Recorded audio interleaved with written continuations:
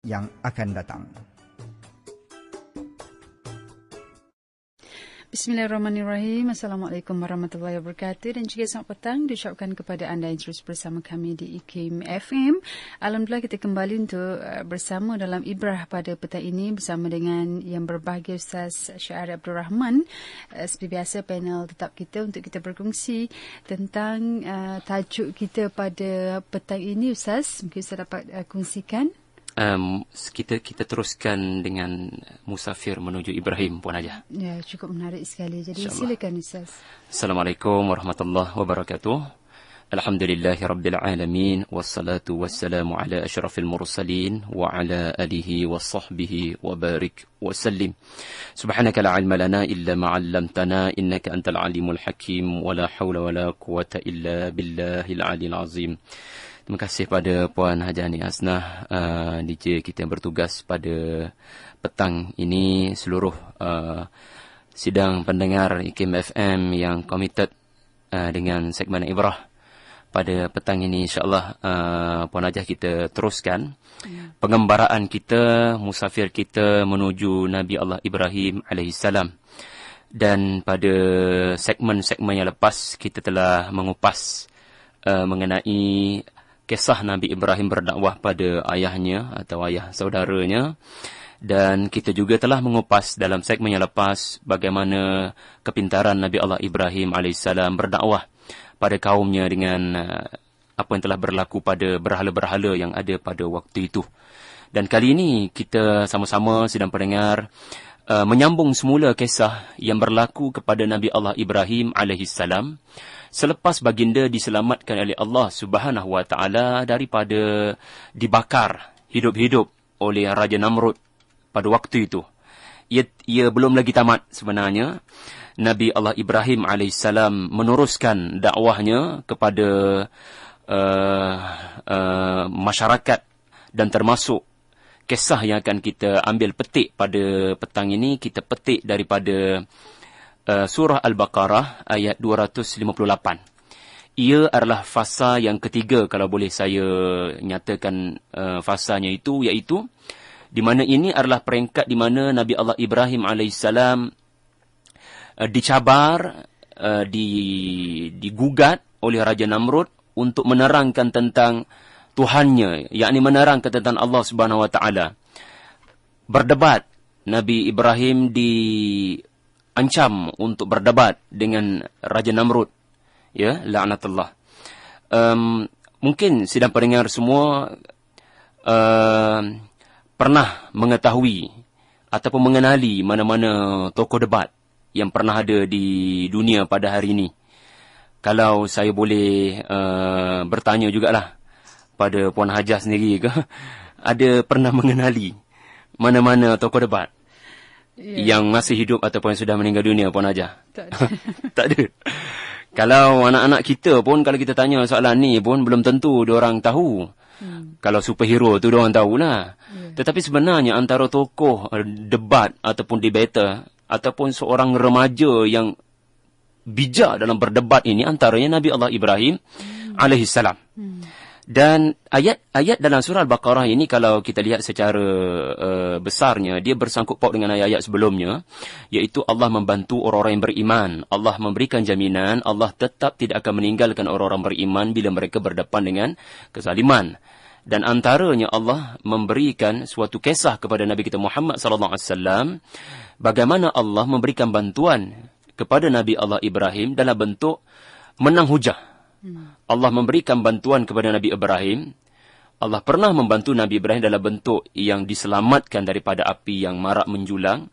Allah yang sama membantu Nabi Allah Ibrahim dalam bentuk hujah yang telah menyebabkan Raja Namrud ini terdiam.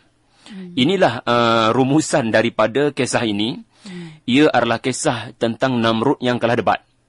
Dan kita, kalau kita jadikan surah Al-Baqarah 258 ini, sidang pendengar, sebagai suatu prinsip, ia memberitahu kita bahawasanya orang Islam, para pendakwa mesti meyakini bahawasanya orang-orang kafir mereka pasti akan kalah dalam debat.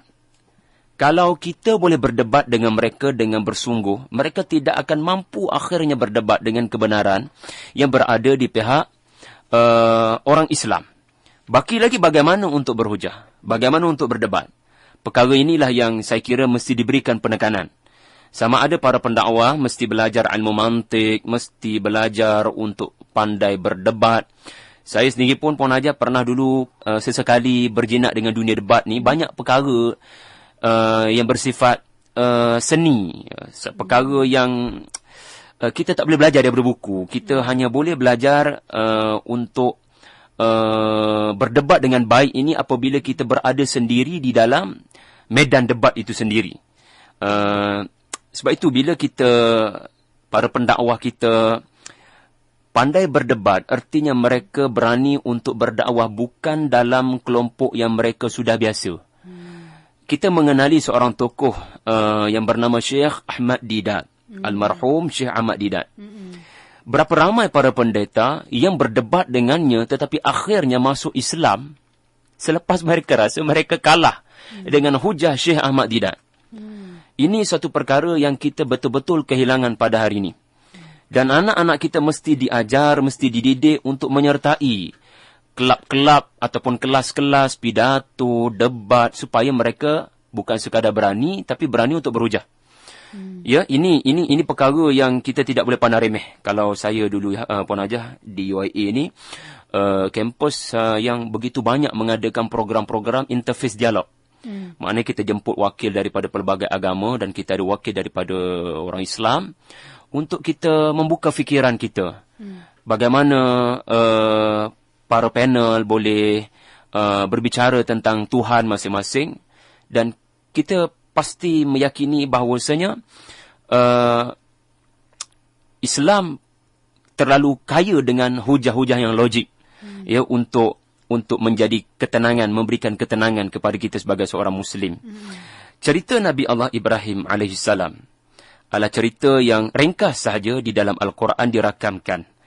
Kalau saya boleh bacakan sedikit ayatnya adalah, Alam tara ila alladhi haja Ibrahim fi rabbih an atahu Allahul mulk. Tidakkah kamu perhatikan wahai Muhammad sallallahu alaihi wasallam tentang seseorang yang mahu mendebati, mahu berdebat dengan Ibrahim tentang Tuhannya, yakni Tuhan Ibrahim. Selepas dia diberikan kekuasaan, yakni individu ini disebut sebagai Namrud ataupun Namrus, Raja Babilonia. Dikatakan Puan Hajah, kita ada 4 orang raja yang begitu besar kekuasaannya. Dinyatakan oleh Nabi SAW ada 4 orang, 2 kafir, 2 Muslim. Pemerintahan mereka sangat besar. Yang kafir namanya Namrud, yang kafir namanya Nebuchadnezzar. Yang Muslim namanya Nabi Allah Sulaiman alaihissalam, dan yang Muslim seorang lagi Zulkarnain. Dan Namrud ini sedang berdepan dengan seorang remaja sebenarnya. Bukan manusia yang usianya seperti Syekh Ahmad Didat, tapi remaja. Dan selepas Nabi Allah Ibrahim berusaha segigih mungkin untuk berdakwah, tiba saatnya Namrud rasa dia sudah tidak mampu lagi untuk menghalang Nabi Allah Ibrahim daripada meneruskan ini. Dia mempelau Nabi Ibrahim untuk datang ke istana untuk berdebat dengan dia.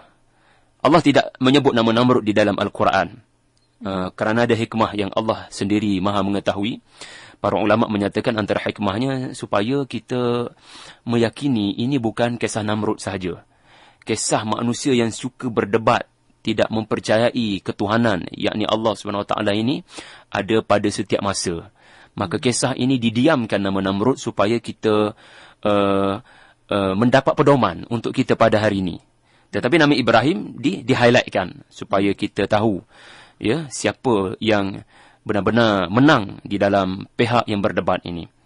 Dan satu perkara dalam ayat yang saya baca tadi, iaitulah Allah menyatakan kerana diberikan al-mulk, diberikan kekuasaan, Namrud ini mahu berdebat dengan Ibrahim. Yakni kerana diberikan kekuasaan, kerana diberikan kemewahan yang melampau sangat, Namrud telah tenggelam sehingga dia menyatakan dirinya Tuhan. Dan bila Nabi Allah Ibrahim alaihissalam menyatakan Tuhannya dan Tuhan yang sebenar adalah Allah Subhanahu wa ta'ala, di sini Namrud tercabar. Maka dipanggilkanlah anak muda ini untuk datang ke istana bagi debat dengan dia. Dan diteruskan dalam ayat selanjutnya, idza qala Ibrahimu rabbiyalladzi yuhyi wa yumit. Namrud bertanya, siapa Tuhanmu wahai Ibrahim sebenarnya? Ibrahim alaihissalam menjawab, Tuhanku adalah dia yang telah menghidupkan dan mematikan. Ini jawapan Nabi Ibrahim alaihissalam, seorang Nabi yang telah berfikir panjang bagaimana untuk memenangi dalam debat ni. Hari ni kalau buat debat, menang tidak berdasarkan siapa yang terdiam, ataupun menang kalah tidak berdasarkan siapa yang terdiam dikira kalah. Dia kira based on markah kan. Cakap walaupun tak ada hujah pun tetap debat akan diteruskan. Tetapi Quran merakamkan kisah di mana debat ini berakhir dengan seseorang telah terdiam kerana tak ada hujah. Dan Nabi Ibrahim memulakan dengan pusingan pertama lah ni. Dia telah menjawab persoalan Namrud tadi dengan menyatakan Tuhanku adalah Tuhan yang telah menghidupkan sesuatu yang mati dan telah mematikan sesuatu yang hidup. Ini jawapan Nabi Allah Ibrahim alaihissalam yang kita tahu ya. Nabi Ibrahim ini pernah berfikir panjang, bukan masa yang singkat, berfikir panjang mengenai kebesaran Tuhan. Sampai dirakamkan di dalam Al-Quran. Saya dapat dengar. Nabi Ibrahim pernah berkata pada Tuhan, ya Allah Subhanahu wa taala, wahai Tuhanku, benarkah kamu pernah menghidupkan sesuatu yang benarkah kamu boleh menghidupkan sesuatu yang telah mati? Ini dirakamkan dalam Al-Quran menyatakan wa idza qala Ibrahim rabbi arini kaifa tuhyil mauta. Sampai Allah Taala berkata balik pada Nabi Ibrahim, kamu ni tidak percaya padaku kah? Nabi Ibrahim kata, walakin liyatma'inna qalbi. Tidak, saya percaya padamu ya Allah. Kau memang benar boleh menghidupkan sesuatu yang mati, boleh mematikan sesuatu yang hidup. Cumanya saya mahu menenangkan hati saya. Islam agama ketenangan. Ketenangan tidak akan dicapai tanpa penghayatan. Sebab itu Islam kita hari ini tanya baliklah. Islam warisan ke Islam penghayatan? Kalau Islam penghayatan, kita akan bertafakur. Kita akan berfikir panjang. Sampai Nabi Ibrahim diperintahkan oleh Allah SWT untuk mencari 4 ekor burung. Kemudian disembelih, dicincang lumat. Sampai dah tak boleh beza ke 4 burung ni mana lagi. Allah mengarahkan Nabi Ibrahim letakkan daging yang telah dicincang lumat ini di 4 penjuru bukit yang berjauhan. Kemudian Allah mengarahkan Nabi Ibrahim untuk memanggil balik burung-burung ni. Dan sungguh mengejutkan, burung-burung yang telah dicincang lumat tadi ditunjukkan kekuasaan oleh Allah SWT di hadapan mata Ibrahim, di mana telah bercantum semula dan menjadi burung semula dan dapat terbang seperti biasa. Ini detik-detik di mana Ibrahim AS menyaksikan sendiri Allah Maha menghidupkan sesuatu yang telah mati. Inilah hujahnya pada Namrud. Tuhanku itulah yang telah menghidupkan sesuatu yang telah mati, mematikan sesuatu yang hidup. Tetapi jawapan Namrud adalah jawapan orang yang cuba nak memberikan alasan. Dia memanggil 2 orang banduan daripada penjaranya. Seorang dibunuh, dipancung ke apa, wallahu alam, tapi dibunuh. Dan seorang dibiarkan hidup. Lepas tu dia kata, dan dirakam di dalam Al-Quran, qala ana uhyi wa umit. Aku pun boleh menghidupkan dan boleh mematikan. So, aku pun Tuhan. Nabi Allah Ibrahim alaihissalam masuk pada pusingan kedua. Dan ini pusingan yang cukup mematikan hujah Namrud. Menang dengan 2 pusingan je puan aja. Tak perlu ambil masa panjang pun. Kerana Islam agama logik. Islam agama hujjah. Qala Ibrahim. Nabi Ibrahim berkata. Nabi Ibrahim dia tak nak ambil masa lama tentang poin nombor 1 tadi. Dia mengalih pada poin kedua. Wahai Namrud, Tuhanku adalah Tuhan yang boleh... Tuhanku adalah Tuhan yang telah menerbitkan mentari daripada timur. Kamu mampu tidak terbitkan matahari daripada barat? Fa inna Allah ya'ti bisyamsi minal masyriq fa'ti biha minal maghrib. Dalam bab ni Namrud mati hujah. Namrud terdiam dan dirakamkan di dalam Al-Quran. Namrud ini terdiam. Fabuhital ladzi kafar. Kerana kekufurannya, Allah diamkan dia. Kerana kekufurannya, dia tak ada hujah. Kerana kekufurannya, dia terdiam. Dan kita sedia maklumlah, ini yang diceritakanlah, tidak disebut di dalam Al-Quran. Tetapi diceritakan, wallahu alam nak percaya ke tidak. Tapi lepas dah tak ada hujah tu, dia pun mencabar Nabi Ibrahim untuk menunjukkan Tuhannya, dan mencabar Ibrahim untuk bercakap dengan Tuhannya, membawa bala tentera untuk berperang dengan dia dan tentera dia. Tetapi akhirnya diringkaskan cerita, Namrud mati hanya dengan seekor nyamuk. Itu sahaja pun aja. Jadi saya kira inilah gambaran ringkas bagaimana Nabi Allah Ibrahim AS memasuki period dakwah yang seterusnya, iaitu dia mencabar sendiri kekuasaan Namrud dengan hujah, dan Allah membantu hamba-hambanya dengan kemenangan hujah. Itu saja Puan Hajah untuk kita punya buat masa ni, insyaAllah. Saya temukan nimbah yang cukup menarik untuk sama-sama kita hayati, kisah yang cukup memberi banyak inspirasi juga dan juga pengajaran kepada kita. Dan kepada anda, kalau ada soalan boleh hubungi kami 0362051500. InsyaAllah kita kongsikan ada inginkan pencerahan ataupun apa juga persoalan yang berikutnya, dan boleh berkunjung ke Facebook IKIM FM juga sekiranya ada soalan-soalan yang berikutnya. Dan mungkin Ustaz kita dapat menyambung juga tentang tajuk kita hari ini, musafir menuju Nabi Ibrahim AS. Kalau saya boleh sambung sikit pun aja, kepentingan dialog keagamaan ataupun dialog ketuhanan ini sangat memberikan kesan di negara-negara orang-orang kulit putih.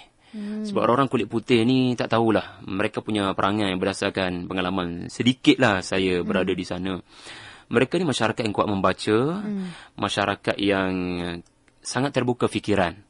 Satu perkara yang mengejutkan tuan-tuan sidang pendengar, apabila Islam yang dimomokkan dengan keganasan, ganas, menghalang wanita daripada berpartisipasi dan sebagainya, dan keganasan Islam ni nampak menonjol sangat selepas peristiwa bangunan World Trade Center di US dilanggar oleh kononnya pengganas, dan dimomokkan teruslah bagaimana ini angkara orang Islam.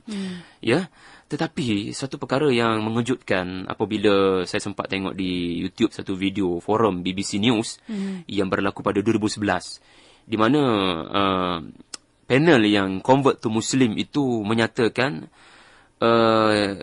Britain ataupun negara UK ini adalah satu negara yang semakin lama semakin gereja-gereja ditinggalkan. Saya sendiri pernah sampai di bandar Manchester, satu gereja, saya lupa namanya, tapi gereja itu kerana ditinggalkan, orang-orang Islam di kawasan itu telah menjadikan dia masjid. Kerana orang-orang sudah tak rasa dah keindahan beragama di sana. Sehingga mereka, walaupun mereka dimomokkan Islam ni ganas, tapi orang-orang kulit putih di sana, mereka tidak cepat percaya. Mereka akan mencari penjelasan. Mereka akan mencari orang, ustaz, ulama, Muslim scholars untuk memberikan mereka penjelasan. Dan jangan terkejut, 2001 World Trade Center dilanggar, dan 2011 satu fakta mengejutkan dunia, di mana di negara Britain sahaja sudah hampir mencecah 100,000 orang. Orang kulit putih masuk Islam. Lebih mengejutkan, 2/3 adalah wanita pun aja. 2/3 adalah wanita. 2/3 wanita ini pula adalah dari kawasan bandar. Kita sedia maklum, kawasan bandar yang begitu maju, kaya dengan akses maklumat. Dan average, kebanyakan umur mereka 27 tahun. Kita boleh tafsir macam-macam fakta ni. Muda, orang-orang muda, kemudian duduk di bandar, wanita khususnya, yang sangat terbuka fikiran untuk memeluk Islam selepas mereka mendapat penjelasan. Dan 5% Muslim, setiap negara Eropah, ada 27 buah negara Eropah, kajian menunjukkan orang Islam hampir 5% di setiap 27 negara Eropah ini. Setengah orang mengatakan Islam ancaman besar di Eropah pada tahun 2050. Tuan-tuan, saya nak kata begini je. Eropah menjadi suatu lubuk ataupun Islam semakin berkembang di sana kerana dialog-dialog, kerana para sarjana, para ulama di sana memainkan peranan yang sangat gigih untuk menyampaikan Islam secara logikal dan secara yang disenangi oleh orang-orang di sana. Mereka tahu untuk mendahulukan topik-topik yang boleh meraihkan orang-orang yang sudah terlalu lama berguluman dengan arak, terlalu lama berguluman dengan dunia tanpa pakaian dan sebagainya. Dan Alhamdulillah, waktu saya kadang-kadang tertanya dalam isu Syria baru-baru ni Puan Haja, kenapa Parlimen di Britain ini tidak meluluskan kehendak Perdana Menteri mereka untuk menyerang Syria? Rupa-rupanya antara sebabnya kerana demonstrasi yang terlalu banyak mendesak supaya jangan masuk campur isu Syria. Jangan buat tindakan persenjataan dan ketenteraan. Ini bukan caranya.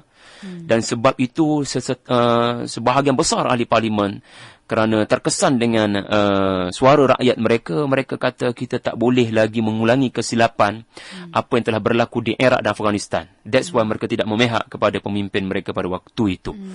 Inilah digambaran sedikit betapa pentingnya debate, betapa pentingnya debat, dialog-dialog untuk menyeru manusia kepada Allah yang satu. Wallahualam.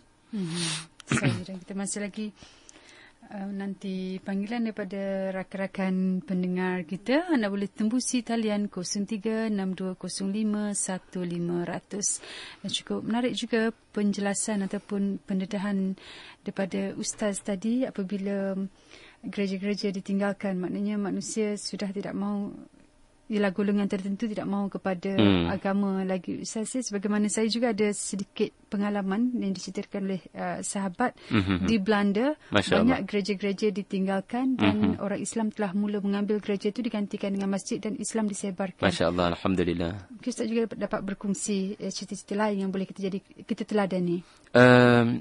Satu perkara yang saya boleh kongsikan Puan Hajah. Bila saya membaca hadis-hadis akhir zaman, banyak hadis akhir zaman yang membabitkan satu bangsa yang bernama Romawi.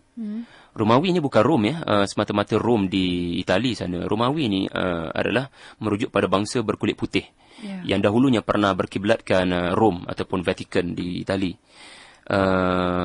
Antara hadis yang saya pernah baca tentang akhir zaman nanti adalah di mana Romawi ini akan menjadi tentera Islam satu hari nanti. Itu di zaman yang akan datanglah, Imam Mahdi turun dan sebagainya. Dan apa yang menarik perhatian saya, kalau boleh saya kaitkan dengan apa yang saya katakan tadi tentang isu David Cameron tidak mendapat sokongan daripada Parlimen, daripada Britain sendiri. Dia hanya kalah tipis ya. Saya teringat bila peristiwa ini terjadi dalam... saya teringat sangat kata-kata seorang sahabat Nabi SAW. Apabila Nabi SAW berkata dalam hadis yang direkodkan oleh sahabat, dirakam oleh seorang sahabat yang bernama Mustawrid Al-Quraisy. Nabi berkata, kiamat takkan berlaku sehinggalah Rom menjadi bangsa yang paling ramai. Artinya orang kulit putih ini begitu ramai, dominan, dan kita tahu yang mereka banyak di Eropah. Amru al-As telah memberikan respon kepada kata-kata Nabi ini dengan berkata, Romawi ini ada 5 kelebihan ya Rasulullah. Romawi ini ada 5 kelebihan, dan satu kelebihan yang dinyatakan oleh Amru al-As adalah mereka adalah satu bangsa manusia yang paling kuat mencegah kezaliman raja-raja mereka. Dan saya teringat sangat bila Cameron tidak mendapat sokongan Parlimen Britain ni, seperti seolah-olah itu sedang berlaku, di mana dia dikekang tangannya daripada untuk menyokong US untuk melaksanakan tindakan ketenteraan ke atas Syria. Meskipun US kata mereka nak bertindak pada Bashar Assad, tapi kita faham-fahamlah sejarah menunjukkan di era Afghanistan, orang Islam Sunni juga jadi mangsa bila serangan berlaku. Jadi sidang pendengar yang dirahmati Allah Subhanahu Wa Taala, tiba masanya kita berfikiran besar, berjiwa besar. Dakwah jangan hanya kelompok kita orang-orang Melayu saja. Kita kena fikir dengan serius, kena gandakan interface dialog. Kita kena mekarkan dakwah secara berdialog. Jangan lagi kita hanya bercakap dalam dunia kita. Dan satu kelebihan Syekh Ahmad Didat, Puan Hajah, kalau saya tengok video-video dia, Syekh Ahmad Didat bukan sekadar menguasai Injil hampir 30 tahun lebih. Dan dia bukan sekadar orang sentiasa tenang di medan debat ketika pendebat yang kedua daripada pihak Kristian ataupun sesiapa sangat emosional. Dia sentiasa tenang. Tetapi dia ni orang yang sangat suka orang bertanya. Sampai berpuluh-puluh orang beratur nak tanya soalan pun dia nampak tenang dan tidak terancam. Sebab dia tahu dia akan mampu bercakap secara benar. Sebab dia mengkaji Injil. Dan that's why ramai orang masuk Islam hanya kerana hujah Syekh Ahmad Didat. Ini yang kita nak lahirkan pada hari ini. Mudah-mudahan didak yang kedua, ketiga dan seterusnya, insyaAllah. Kita raikan soalan daripada rakan Facebook Saudara Rizal Husin. Katanya, adakah sistem demokrasi telah membunuh kuasa pendapat apabila kebenaran yang dibangkitkan oleh seseorang ilmuwan boleh diketepikan oleh ribuan jahiliah, atau menggunakan perkataan jahiliah? Masya Allah. Ulasan Ustaz. Saya berpandangan kita sebagai seorang pejuang Islam, kita mesti berfikiran untuk melengkapkan segala kelemahan yang berlaku di hadapan mata kita. Maksud saya, kita tahu banyak punca terjadinya kebenaran tersekat, berceramah ataupun berbicara tentang agama kadang-kadang ada halangan, masyarakat pun kadang-kadang tak suka. Bagi saya, kita kenal pasti itu datang dari pelbagai punca, tetapi kita sendiri bila nak melakukan perubahan, saya sentiasa mengingatkan diri saya dan orang lain, kita kena berhenti menyalahkan orang. Kita tahu bahawasanya banyak pihak yang terbabit dalam sesuatu kemalangan yang berlaku dalam umat di tanah air kita ke ataupun di mana-mana. Tetapi dalam prinsip perubahan, kita mesti bertindak untuk menjadi sebahagian daripada penyelesaian. We need to be part of the solution. Dalam arti kata, kalau kita lihat masyarakat semakin menolak Islam, dalam sistem apa pun, saya tak kata di negara kita sekalipun ada segelintir masyarakat yang tak boleh dengar ayat-ayat Quran disebut, ya, ataupun perkataan yang didatangkan daripada Nabi SAW disebut. Dalam negara demokrasi ke negara yang tidak berteraskan demokrasi ke, kebenaran dan kebatilan sentiasa akan bertentangan di mana-mana sekalipun. Kita tak boleh anggap ini hanya berlaku di negara kita. Soalnya adalah kita sendiri, apa peranan yang kita lakukan. Bagi saya, tumpukan diri kita, perubahan yang kita nak bawa dalam konteks kita berada di tempat apa. Kita ada siapa dekat dengan kita. Sebagai contoh, kalau kita nak bercakap soal kemahiran untuk bercakap, kemahiran untuk berdebat, yang sangat penting dan kritikal bagi seorang pendakwah, maka kita sendiri kena tanya sejauh mana non-Muslim yang bekerja di sekeliling kita terkesan dengan perkataan kita. Anak-anak kita pula, adakah kita bina untuk jadi orang yang boleh bercakap tentang agama dengan percakapan yang menarik hati orang-orang non-Muslim?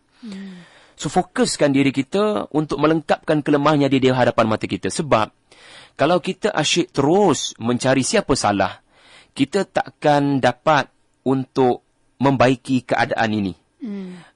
Kita kena fikir bagaimana kita boleh membaik pulih keadaan yang sedia ada di negara kita ini. Khususnya anak-anak muda. That's why perkenalkan model yang bernama Nabi Allah Ibrahim AS. Meskipun kita bincang Nabi Ibrahim ni puan Najah, ya, kerana meraihkan bulan Zulhijjah dan meraihkan orang nak pergi haji yang pastinya akan kenal Nabi Ibrahim. Tetapi sebenarnya ia adalah kisah seorang remaja yang ada kualiti. Itu dia, kalau boleh saya komen sikitlah, insyaAllah. Okey, kita ada pemanggil kita di talian, Cik Anwar dari Kuala Lumpur. Kita dengarkan Ustaz, ya? Ya, saya. Assalamualaikum Ustaz. Assalamualaikum. Saya Anwar. Saya nak bertanya dengan Ustaz berkenaan dengan isu kisah Nabi Ibrahim dan Namrud ni. Ya, saya. Tetapi dalam konteks masa kini. Ya, saya. Kiranya kita hendak berdakwah ataupun kita hendak berbincang ataupun berbibir ilmu dan pengetahuan. Yang menjadi masalahnya Ustaz, kiranya yang kita ajak berhujah ataupun berdebat itu adalah orang Islam sendiri, mungkin terdiri daripada bangsa Syiah yang mengatakan suatu benda itu adalah dibolehkan dan di back ataupun dijustifikasikan dengan ayat-ayat Quran ataupun hadis-hadis yang mereka bangkitkan, tetapi kita sendiri tak begitu familiar ataupun tak begitu berpengetahuan untuk kita membangkang, untuk mengeluarkan hujah-hujah kita, walaupun sebenarnya kita tahu benda itu adalah tidak betul. Jadi bagaimanakah cara yang terbaik, Ustaz? Itu saja soalan saya. Bukan ahli lah Ustaz maksudnya. Ya, saya kalau berkaitan dengan isu Syiah, dan saya sendiri pernah meneliti ucapan para pemimpin, para ulama lah kalau dikatakan begitu, ulama mereka. Saya pernah tengok sini satu lecture daripada scholar mereka yang memfitnah Sayyidatina Aisyah radhiyallahu anha. bagi saya ada beberapa buku yang bagus untuk menjadi teras kita, sebab golongan Syiah, manhaj mereka adalah mencerca para sahabat dan melaknat para sahabat. Kita, di pihak kita, jangan kita tahu benda tu salah tapi tak tahu nak bercakap. Sebagaimana juga kesilapan kita, mereka juga syok sendiri untuk bercakap dalam kelompok mereka. Mereka tidak berani untuk berdialog dan tidak mendengar hujah daripada kita, dan kita pun jangan melakukan kesilapan yang sama. Tapi asas apa pun nak berdialog, nak berdebat adalah ilmu. Maka antara yang boleh saya sarankan adalah buku-buku yang kita mesti baca, iaitu buku-buku sirah yang memurnikan cerita-cerita membabitkan para sahabat. Sebagai contoh peperangan Siffin, sebagai contoh peperangan yang membabitkan fitnah kepada Sayyidatina Aisyah, fitnah kepada para sahabat. Adakah benar Sayyidina Umar Al-Khattab sebagai contohnya terkenal sebagai manusia yang membunuh anak perempuannya sendiri dan sebagainya? Kita mesti baca sumber yang betul, yang membetulkan, yang memurnikan balik cerita para sahabat ini. Kerana ada kemungkinan dan ada bukti pun, ya, kalau kita ada kesempatan panjang, yang menyatakan cerita-cerita ini datang daripada siapa? Dicipta oleh siapa? Sebenarnya datang daripada sumber-sumber Syiah sekalipun. Sebab itu, kita kena sebagai contoh satu buku yang mungkin boleh sarankan, yang disebut oleh seorang ulama kita di Malaysia, contohnya Dr. Asri, yang menulis tentang pemurnian sejarah para sahabat. Nipis je bukunya. Tapi kalau kita baca, insya-Allah kita mempunyai kekuatan untuk mempertahankan nama para sahabat ketika difitnah dengan fitnah yang bukan-bukan oleh pihak Syiah. Wallahu a'lam, Puan Hajah. Saya dan kita ada lebih kurang 5 minit lagi, Ustaz. Mungkin Ustaz dapat membuat konklusi kepada perkongsian kita pada petang ini. Baik, terima kasih Puan Hajah. Sebenarnya ayat surah Al-Baqarah 258 ini sangat menarik bila kita lihat permulaan ayat kalimah yang dimulakan oleh Allah Subhanahu wa taala. Iaitulah Allah memulakan dengan alam tara. Tidakkah kamu perhatikan wahai Muhammad sallallahu alaihi wasallam? Tuan-tuan, sila perhatikan perkataan ini dalam bahasa Arab. Ia disebut istifham lita'ajjub. Persoalan yang Allah tanya bukan kerana nakkan jawapan. Allah Maha mengetahui dan Nabi Muhammad sallallahu alaihi wasallam pun tidak tahu, dia tidak hidup pada zaman Nabi Ibrahim. Tetapi bertujuan untuk menyatakan kehairanan. Macam ni je lah Puan Hajah. Contohnya kita nak kata begini. Kau tak pernah dengar ke? Kau tak pernah tengok ke seorang budak ni? Yang aku pun tak tahu kenapa dia jadi macam tu. Kau tak pernah tengok ke tentang dia? Yang aku pelik tengok perangai dia. Tengok, kita menggunakan perkataan, kau tak pernah tengok ke? Kau tak pernah dengar ke cerita dia? Kita bukan tanya sebab nakkan jawapan sangat. Kita cuma nak timbulkan kehairanan kepada perangai seseorang. Demikianlah Allah mengemukakan dalam bentuk soalan. Kerana dia suatu perkara yang menghairankan. Bagaimana ada orang yang tak ada ilmu nak berdebat dengan Nabi Ibrahim dan akhirnya terbukti dia kalah teruk. So ini suatu perkara yang menghairankan dan sebab itu Allah memulakan dengan bentuk persoalan. Itu yang pertama. Yang kedua yang paling menarik yang saya kira di sini ayat yang digunakan oleh Allah Subhanahu Wa Taala adalah tidakkah kamu melihat alam tara. Tara ini adalah suatu fi'il yang membabitkan mata, Puan Hajah. Adakah Nabi Muhammad SAW tidak pernah melihat peristiwa ini, peristiwa debat ini? Soalannya adalah, peristiwa ini berlaku sudah 3,000, 4,000, ribuan tahun yang lepas. Nabi tidak pernah melihat peristiwa ini. Tetapi kenapa Allah menyuruh Nabi, Allah bertanya pada Nabi, tidakkah kau perhatikan? Nak perhati macam mana? Sebab benda ini tak berlaku depan mata. Kalau tidak pernah dengar, tak apa. Maknanya, alam ya'tika naba'un. Tidakkah pernah sampai kepada kamu berita tentang debat ini? Tetapi Quran menggunakan alam tara. Artinya apa? Al-Imam Ibn Kathir menyatakan, alam tara biqalbika ya Muhammad. Tidakkah kamu melihat dengan, bukan mata kepala. Sebab mata kepala tak dapat tengok peristiwa tu. Peristiwa tu dah berlalu. Tetapi dimaksudkan di sini, sidang pendengar, adalah mata hati. Tidakkah alam tara biqalbika ya Muhammad alladhi haja Ibrahim fi rabbih. Jadi tuan-tuan, saya nak sebutkan di sini. Uslub Al-Quran begitu hebat dan indah. Di mana Nabi Allah Muhammad sallallahu alaihi wasallam diminta oleh Allah Subhanahu wa taala untuk seolah-olah melihat peristiwa ini, menceritakan tentang peristiwa kalah debat ni, Namrud dan Nabi Allah Ibrahim AS ini, seperti seolah-olah Nabi melihat peristiwa itu depan mata. Kerana sejarah di dalam Al-Quran, peristiwa-peristiwa di dalam Al-Quran, tengok macam mana Allah didik kita bila kita berkomunikasi dengan fakta sejarah di dalam Al-Quran. Supaya jangan anggap ni cerita orang dulu. Bila kita baca tentang cerita Nabi Namrud, maafkan saya, Nabi Ibrahim AS dan Namrud, laknatullah, kita kena seperti kita melihat peristiwa itu berlaku depan mata. Barulah sejarah akan membantu kita menyelesaikan masalah kita pada hari ini. Sejarah bukan kita anggap cerita orang dulu.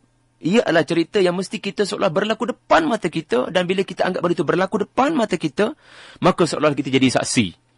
Sebab itu kita sebut syahadah pun, asyhadu alla ilaha illallah. Saya naik saksi. Saya bersedia menjadi saksi. Seolah-olah kita melihat kebenaran Islam di hadapan mata kita.